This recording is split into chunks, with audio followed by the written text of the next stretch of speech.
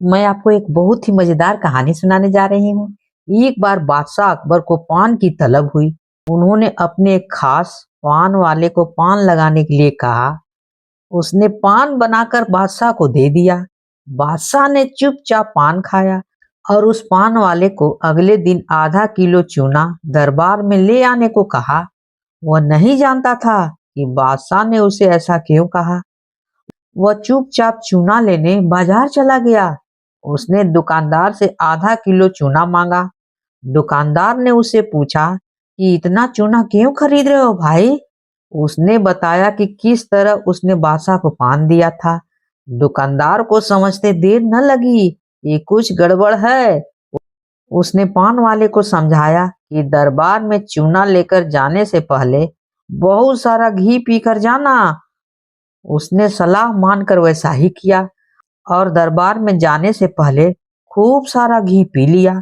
दरबार में पहुंचने पर बादशाह ने उसे सारा चूना खाने को कहा। वो हैरान रह गया। उसे उम्मीद न थी कि बादशाह ने उस चूने को इसलिए ही मंगवाया था, लेकिन वह तो इसके लिए तैयार था, इसलिए उसने सारा चूना खा लिया। इसके बावजूद उसे कुछ नहीं हुआ, तो बादशाह ने उससे कारण जानना चाहा। उसने अपनी और दुकानदार की बातचीत के बारे में बादशाह को बता दिया।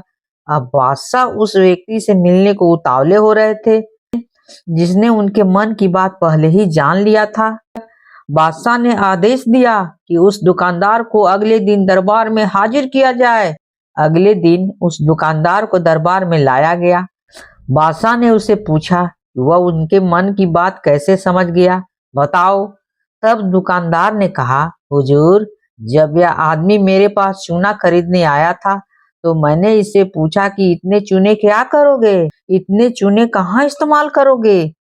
इसने मुझे बताया इसने आपको पान बनाकर खिलाया है और फिर आपने उसे चूना लाने का हुक्म दिया।